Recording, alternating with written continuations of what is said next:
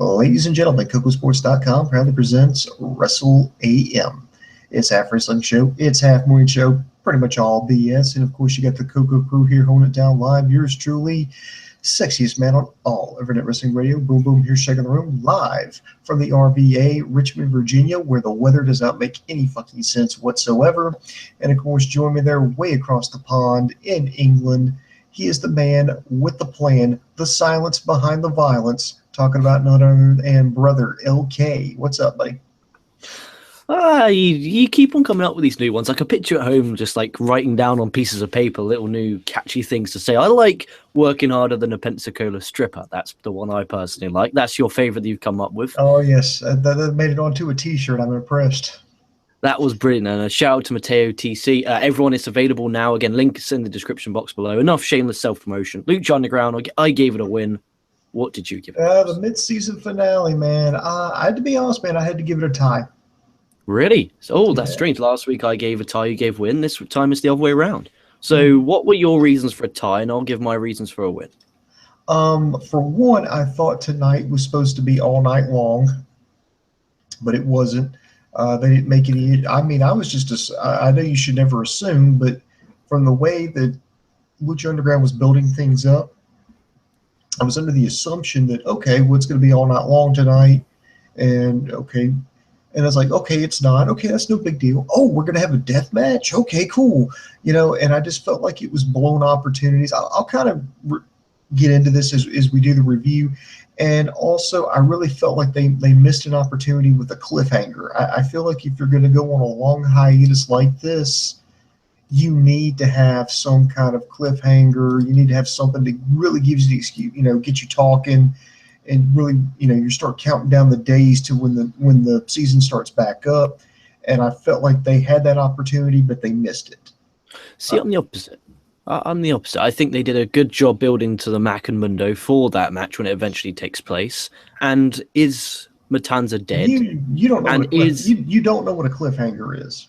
I understand that. I know, okay, a cliffhanger, but dude, that's so long away. Like, it's a wrestling show.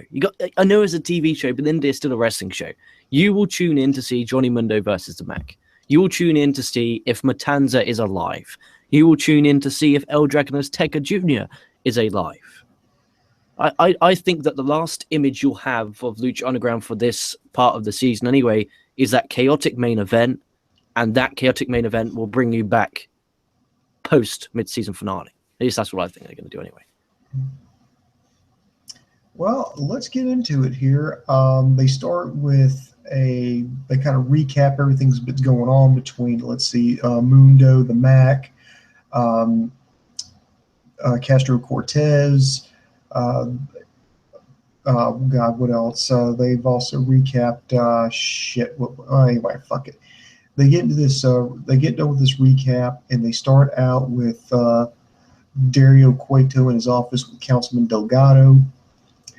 Cage will be in action a little bit later tonight with his gauntlet, with the newly won gauntlet. Then El Dragon Azteca Jr. busted in and demanded Matanza in the ring, and Delgado says, "Well, kid's got balls," and Azteca says, "Well, he just doesn't want Matanza. He wants him in a death match." And that kind of like, you know, just kind of sets them both back. And he's like, okay, done. And he gets on his red phone and says, hey, we got a new main event for tonight. They start up the show, met up with Metalachi, then Matt Stryker and Vampiro. They talked about last week when Vampiro got hit with a flatliner by Mil Muertes. Vampiro says that, you know, hey, it may not be tomorrow, it may be not next week, it may not be today, but you know, your time will come, basically vowing revenge. So they start out with the first match here. It's Tejano versus Joey Ryan. Joey Ryan being as sleazy as ever. This match actually went a little bit longer than what I thought it was going to go, and I'm glad because they gave this match some time to breathe. I think there was only like one like little botch in here, but nothing too particular serious. Ryan doing that disgusting stuff with the lollipop and the baby oil. Trust me, context is everything. But Joey Ryan giving Tejano a little bit more than what I anticipated.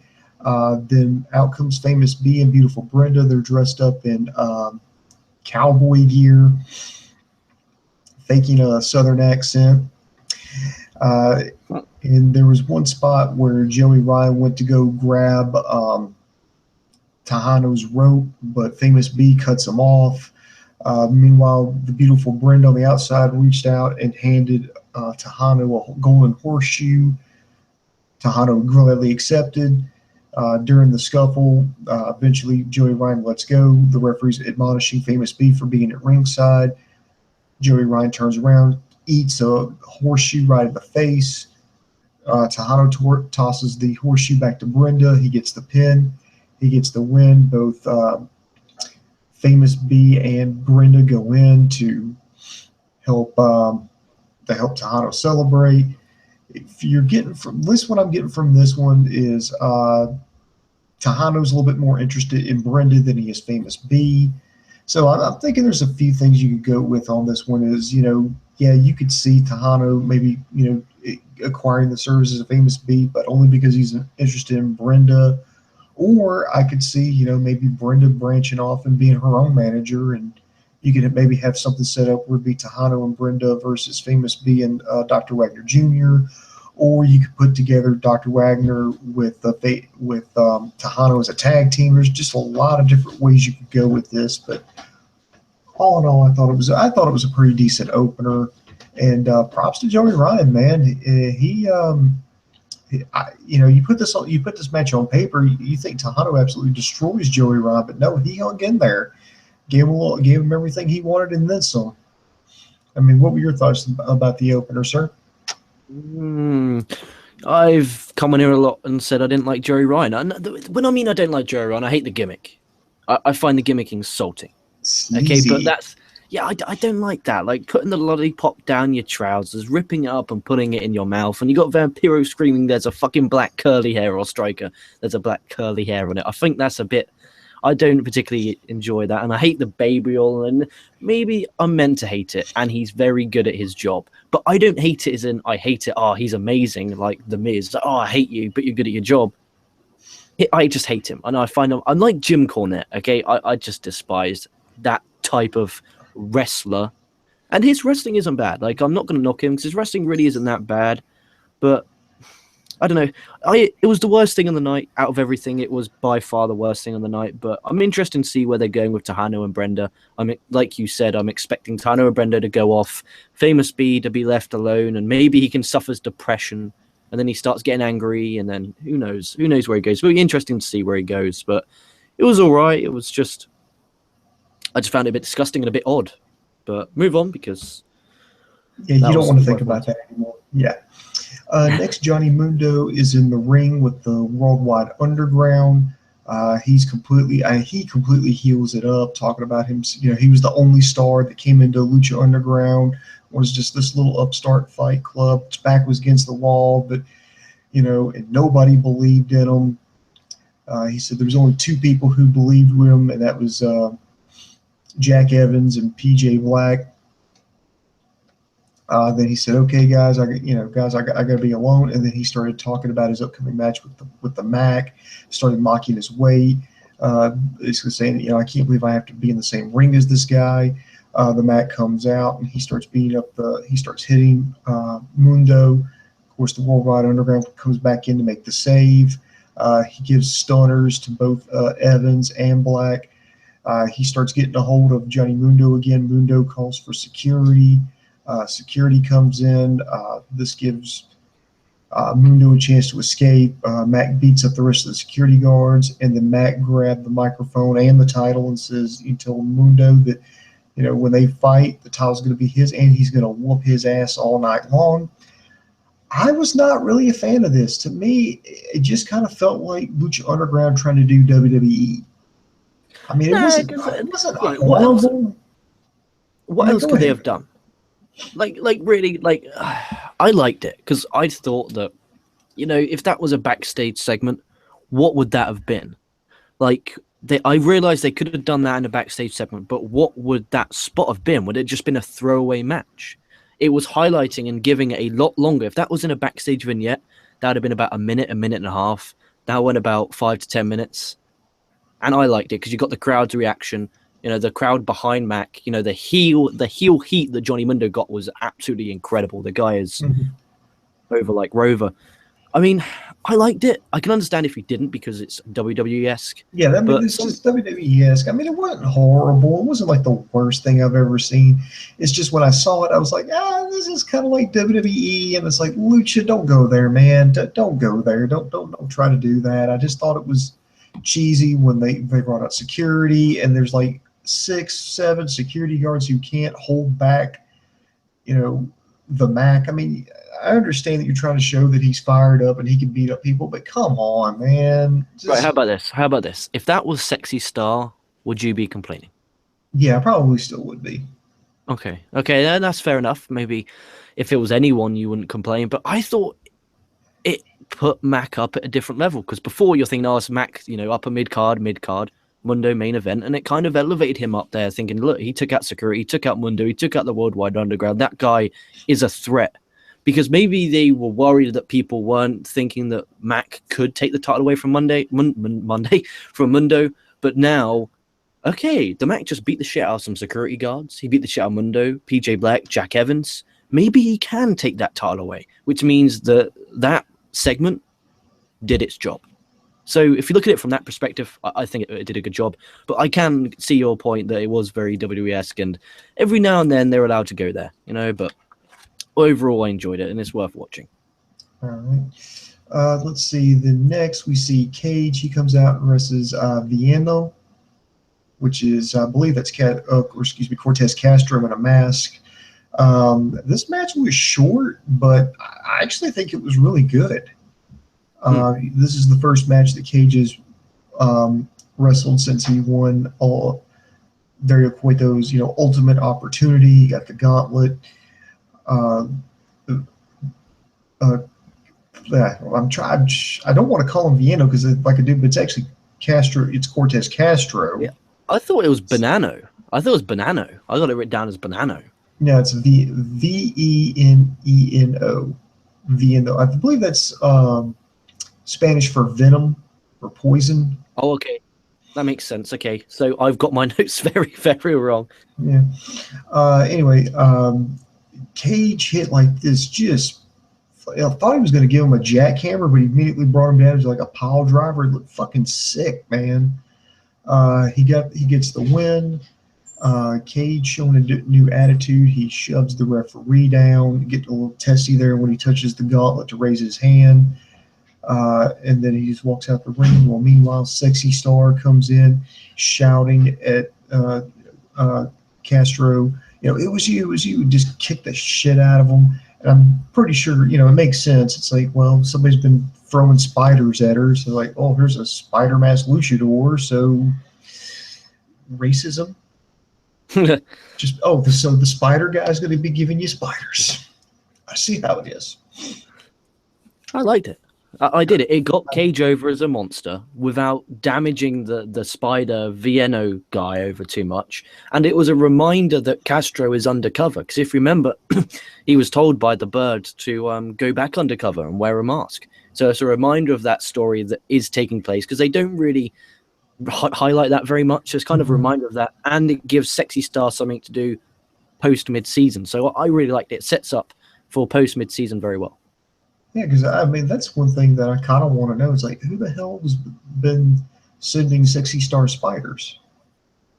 Exactly, they might not be. Well, if you use that, it is, but it might not be him. And then you might have, you know, Castro on Mars saying, "Look, sexy, it wasn't me," and then puts it back on. And then you'll be like, "Why is it you?" And then Sexy could be like, "Why is it you? What are you doing?" And then he's like, "Shush," and explains it all to her. She then goes mad and crazy. Dario tortures Sexy Star until she finds it out, and then Matanza kills fucking Castro. Dude, you were fucking like dark, bro. That is like dark. He's going to die. Like, there is no way Castro is not going to die. Like come on, he's going to die. Matanza is going to kill him. I'll be thoroughly shocked if that doesn't happen. Wow, you just went there, man. Wow. Next, they have another backstage vignette. Prince Puma, he's working out backstage with a couple of, I think it's with a couple of sticks smashing around a sandbag. He keeps having flashbacks about his, I think it was the Grave Consequences matches, the one where Conan was buried. And then Katrina pops back up, says, oh, it's like it's never the same once you die, because when you come back, all the voices come back with you. He says, well, I only have one, and it's Blood and Pain, but it's not mine, it's Mills. And then Katrina's like, oh, funny, I had something similar, but it wasn't Mills, it was yours. And then she disappears, then Puma goes right back to working out. How about this? How about this? So we know, due to last week, when Katrina told Jeremiah Crane, or the week before, that she doesn't love Mill, she loves someone else. How about if that someone else is Prince Puma? There was that. Well, I remember they also, I think it was season 2, they talked about that Katrina and Phoenix had a relationship at one point. Maybe it could be them, because they've kind of kept Phoenix at the down low, right? Even though he's one third of the trio's tag champs, they haven't really done much with him. So maybe he's gonna have a big resurrection in the next part of the season. Maybe, who knows? Yeah, I mean, there's a lot of ways they could go with it. Okay, then we get to the death match. El Dragon, Azteca Jr. versus Matanza. It starts out, and I thought they were going to have weapons everywhere. No, it started out like a regular match. Azteca actually started wrestling Matanza a little bit, but Matanza went to the outside, got a chair, brought it back in. They kind of teased some spots with the chair, but eventually they went back to the outside. Then Matanza picked up Azteca, started carrying him up the stairs. They started battling up in not the rafters, but in the upper area up above the Believers. Then Matanza set up a power bomb, but Azteca got up out of it. They went towards the I don't know. It was like I guess the wall or whatever. I thought it was like an air conditioning unit is what he bounced off of, but he hit him. But he tried to get out of it. But anyway, eventually Matanza just choke slammed El Dragon Azteca Jr. through the bleachers. Marty Elias immediately called for the bell, and I'm like, whoa, that's it. And then Rey Mysterio runs down to go tend to him. Matanza sees him and starts going through the crowd. He starts punching some people, which I thought was a good touch, by the way. These two started brawling. They went back up to the area, and then they went through where Matanza charged at Rey Mysterio, but he managed to body block him off and he basically flipped him up over him, and he went through the ceiling of it wasn't Dario's office. He went through the ceiling of one of the, I want to say a storage closet, because it's the same one that Phoenix got choke slammed through last season. He went through there. Dario just completely fucking lost it. He rang the bell, told everybody get the hell out of the temple.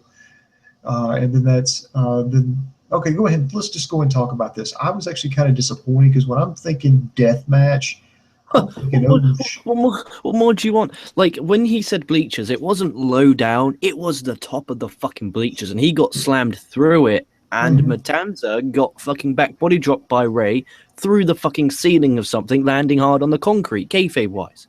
Landing hard on the concrete to the point where both men could potentially be paralyzed. What more do you want in a death match?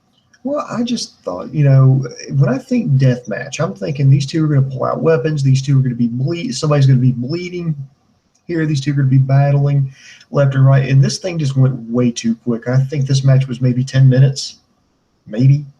And then, the choke slam through the bleachers, fine. That's a great spot. That's a great spot. It's a great way to finish it. But I just don't think it was really sold all that well, because I was like, this is the end? I mean, this is way too quick. I mean, they didn't build it properly. You have to be like a conductor. You've got to, pace that match. You have to bring the audience up, and then boom, the choke slam would have been perfect. The ending. See, I think they did that. I understand where you're coming from. I thought they did that on the top, when they're at the top and they were brawling, and then Dragon Azteca went for the Hurricane Runner down the stairs, and oh god, that was close, and then he holds on, and then that next move was that big spot that makes it that much more, because you're already heart's pounding from exactly. the oh my god. Build up that suspense a little bit more instead of boom, boom, boom. Okay, match is over. What the fuck, you know? Yeah, I can see that, but maybe they were told, look, guys, you've only got that much time, and they're like, oh shit, I still got to do that, and Ray's got to come out. Oh my god, Darry's got to kick people out. Oh shit, maybe they just didn't have enough time. Here's the thing. You know, this isn't a live show. This is recorded. You can edit this stuff around. You can. Yeah, but there's editing, and then there's cutting a 30-minute death match down to a 10-minute death match. That's not possible. You know, they can maybe trim 3 to 5 minutes without it looking edited. Mm-hmm. I liked it. I liked it because I like you didn't like the non-cliffhanger ending. I thought, okay, it may not have been a cliffhanger, but it was different. It was, oh shit, are they all right? You're gonna have to wait and see. And does that mean Matanza's done, or is he gonna be even more pissed off? And then he's gonna go for Ray even more. Is Dragon Azteca okay? You know, there is cliffhangers, and then you got Johnny. Well, not cliffhangers. I don't mean that. I mean like a reason to watch again. And then you got Mundo and the Mack, which are exciting for. And you got this sexy star, and you got Cage with the Iron Fist. You've got Castro back in the scene with his undercover gimmick. I think they did a good job. I think they generally did a good job. Okay, and then we get to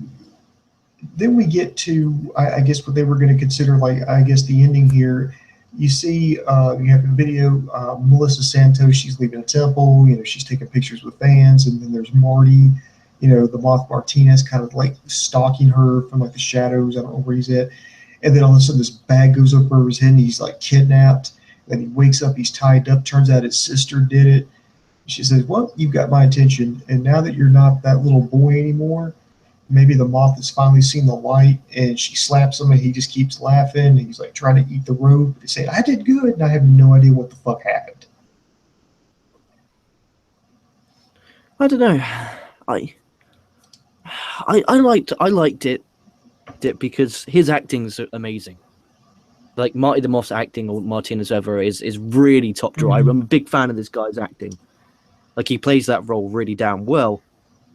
But the idea of the cliffhanger, like you said, there was none for this, and this was disappointing. It's like, okay, like he's biting and he's stalking people, but why? And I don't know, but I like the acting. The acting is great. I recommend you to watch it.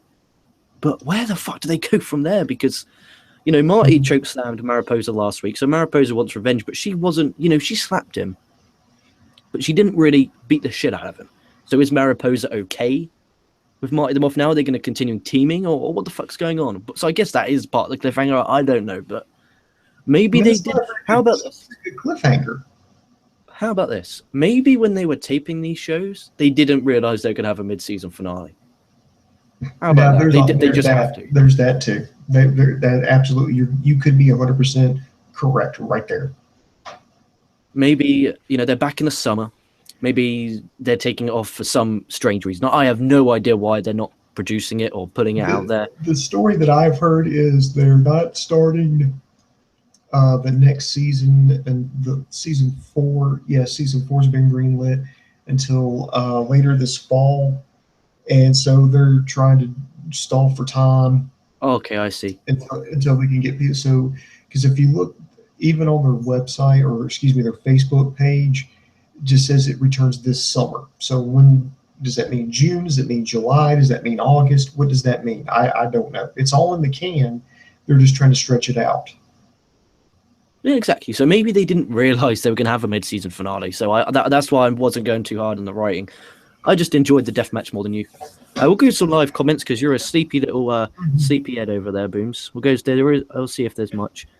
There isn't that much. We got Andy Paps. He says, "Win tonight's episode had me glued to my television." Jerry Ryan is fucking great at his gimmick. He said that's a great way of putting it. He's great at his gimmick. I agree with that. I agree with that. That's Andy Paps, baby. Who do you think will challenge Johnny Mundo for the championship down the line? That's obviously, you know, past the Mack. So again, I couldn't hear you. Oh, who do you think will challenge Mundo for the title after Mack if Mack is unsuccessful in winning the title?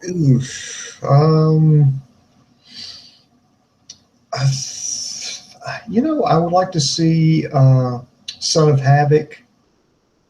Who else would I like to see in that top spot? I'm just trying to go. Pentagon? No, not right now. Not right now. I'm just saying credible challengers. Cage would be somebody who's credible right now. God, who else? I'm just trying to go off the top of my head here. God, I'm having a tough time here. I'm trying to think of like the Lucha Underground roster, immediately. But hang on, let me look it up real quick. Who do you think? While I'm looking up real quick. I mean, Cage, Pentagon, King Cuerno. I don't know if he's going to be back. Angelico. He's still going through. I think he had a back injury. I think that's the reason why we haven't seen him. Maybe Angelico, but I think he's injured again, which is fucking bullshit. Yeah, he's it. In that case, okay, here we go. I think Killshot has certainly earned at least a shot. I mean, he's really impressed me this season. Aerostar, maybe somebody they can pull out there. As I mentioned, Son of Havoc. That would be somebody I'd be interested in seeing. That's about, those three for right now. Yeah, that's fair. Yeah, or maybe, Jeremiah Crane's big win over, yeah, that's a great shout. That's a great shout. That could be something decent. Really Soms, but wow, summer of 2017. I did not expect that. Guys, rumors going around. I'm pretty certain that season 4 of Lucha Underground will be in early 2018. Now, have they haven't taped season 4 yet, have they? No, 4 is no. They haven't got to 4. Okay, so I get confused of all the fucking how many they've taped. So we say they start taping in early 2018. There's still another 3 to 4 months. So yeah, that makes sense. I like that. If they don't start taping until like 20, God, that's a year from now. That's a fucking year. Fuck. Oh, shit, yeah. Oh, dude, when they said the summer, I didn't realize it's that long. Oh, this could be like 5 to 6 months. Oh, I forgot it was January. January, no, that's so long. And okay, assuming they mean like early summer, and they mean June. Like, say you start back in June. Okay, so June, July, I think August, maybe you could get through there. Then you would have to take a break for I guess in the fall when they start recording it. And then, dude, that's still almost like 6 months. It's still. I reckon it's going to be so say we're halfway through now. Let me get the old calculator. So we're halfway through now, and this is episode 19. Right. Okay, 19. You divide that by 4. That's 8, 12, 16. That's 4.5 months. Okay, so say they come back in the 10th, which is October, they'll be finished by February. If they come back in September, their finale will be in January. If they come back in August, their finale will be in December. Either way, damn, that's a long time. We're waiting. That is a long time. August is what? 9 months away, 8 months away. That's a long damn time, but it's going to have to happen. My Wednesday's night will not be the same. NXT better fucking pull their fingers out their asses and get that product good. Damn. Upsetting. Oh, God, I was carrying on with live comments, wasn't I? How rude of me. Where were we? Did you guys catch the little hint there from Johnny Mundo towards Roman Reigns, or Roman Reigns? Roman Empire for life, in his promo with the Believe That line at the end. Because basically Mundo bashed Roman Reigns on some form of podcast or something like that. Did you notice that? I didn't notice it. I didn't notice it. I'll have to go back and rewatch it. But no, it makes sense because he also says that Mundo has criticized Roman Reigns. I think he did that on a radio show or something. So it makes sense. Andy Papp says he almost forgot the Lucha Underground had security guards. Yeah, so did I. Sexy Star's working under a different name on the Indies. Yeah, I literally have that written down on the notes here. That Star's wrestling on the Mania. She's wrestling at the WrestleMania weekend in Orlando for some indie company, and she's wrestling unmasked. Yeah, Sexy Dulce. I think that's how you say it. Yeah, it was something like that. Yeah, she wrestles unmasked.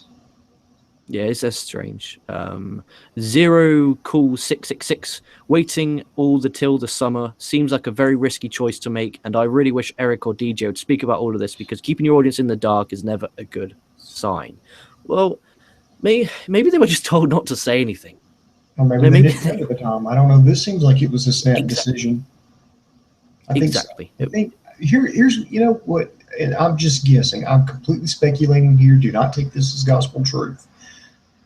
It sounds like, from what it looks like, it sounds like this was like a snap decision, and it was okay. When can we do season 4? Well, we can't do that till the beginning of. We can't do that till the fall. So that means we won't be able to get this on the air until like early 2018. Yeah. Oh crap. We need to put the brakes on. We need to go ahead and put the brakes on season 3. We need to stretch this out as long as we can. Well, what if we do like a mid-season finale? We replay some stuff. We take a hiatus, and then we come back in the summer.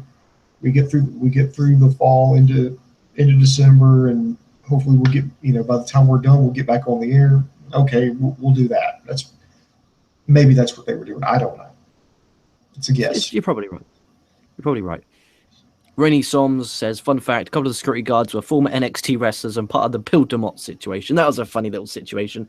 I got that in my notes. Where was it? It was during because I noted one. One was Eric from Tough Enough 2011, the one with Steve Austin in. And I remember his fucking legs being like all wobbly during when he was trying to hit the ropes and Austin screaming at him. That was funny.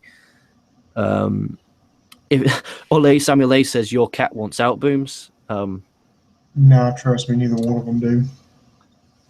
Rennie Som says the Blue Demon telenovela looks good. The show should be starting in a couple of weeks on Univision and Unimass. Yeah, I might check it out if they have it subtitled in English. I might check it out. What is it? It's anime? No, it's the telenovela. Basically, they just made like a made-for-TV movie about the luchador Blue Demon.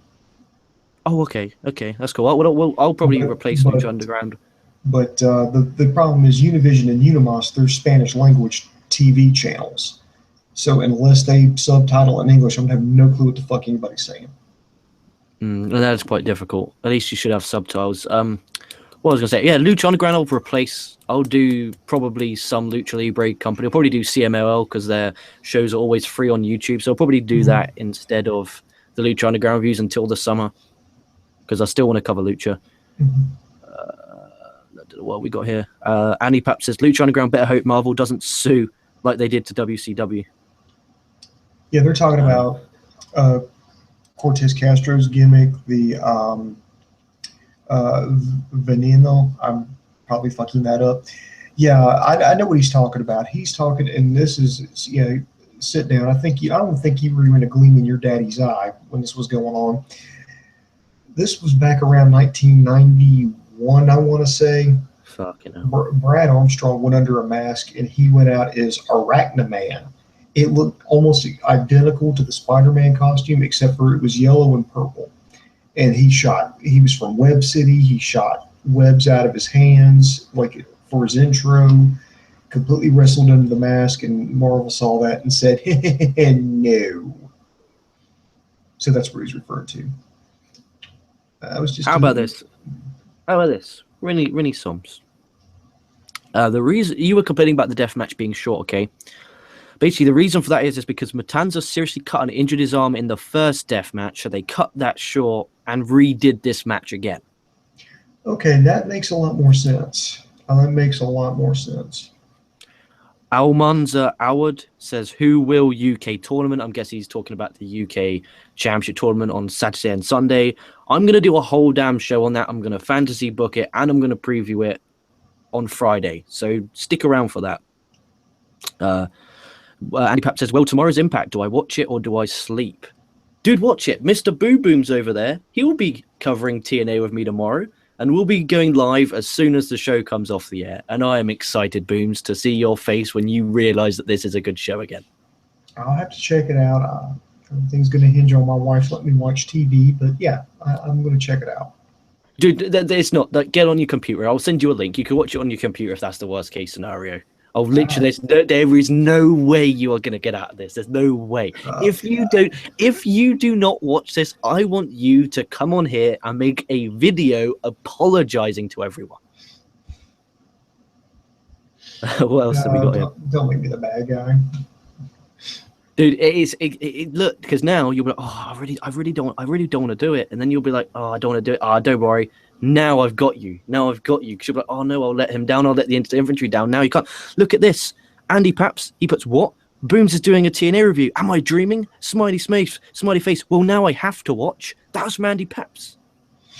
What happens if Andy Paps loads the YouTube up tomorrow, and he's the guy who watches every single show live without fail, and he clicks on it expecting to see me and you here, and he just sees me. He'll go, oh. You know, of all the people, see, I can let you down. I don't care about that, but I can't let down Andy Paps, baby. Exactly. You don't want him having like some sort of heart attack or anything like that, because then his death will be on you. Yeah, well, watch Impact, because we're doing an Impact live review once it finishes. I'm staying away from Impact spoilers. It's very difficult recently, but I have stayed away. I'm about to go watch NXT, as should you, and then we'll be back. Well, I don't know if Booms is back, because he looks like a tired old fucker over there. If Booms could get his rusty old ass over for the NXT review, he'll join me. If not, I'll go solo with the NXT review in about an hour's time from now. So I'm looking forward to that. I'm looking forward to DIY versus Revival. And then after that, I'm going to review 205 Live, because I actually watched it. And then tomorrow, you're going to get your TNA Impact Wrestling review, as well as a Pro Wrestling Noah navigation. What is it called? I reviewed I'm halfway through Pro Wrestling Noah's the first Navigation 2017 show. So you get that as well tomorrow. Then on Friday, you've got Monday Night Wars, and I'm going to book the the UK Championship Tournament. Saturday and Sunday, going to get the Cruiserweight Tournament show recaps. Not live after the air, about 5 hours after the air. So lots to look forward to on this channel. Boom, show them why they're the best salesman in the business. I want everybody to check us out at KocoSports.com, KocoSports.com. It's your home for combat sports. It's where the world goes to kick ass, and most importantly, where it's okay to be a passionate fan. Be sure to like, subscribe to us on YouTube, Facebook, and Twitter. We're cranking out shows all the time. Raw review in the can, SmackDown review in the can, NXT on deck. We've got TNA. God forgive me. Going to get that checked out. We're going to have some special coverage of the WWE UK tournament coming up this weekend. And, of course, we'll start all over again on Monday. So be sure to check us out live. Well, this has been fun, but I got some NXT to watch. Hopefully I can stay awake. I'm fighting some sleep already, but I'll do my best. So this is Booms for us, the Koco crew, saying the boom just went bang, and I am out.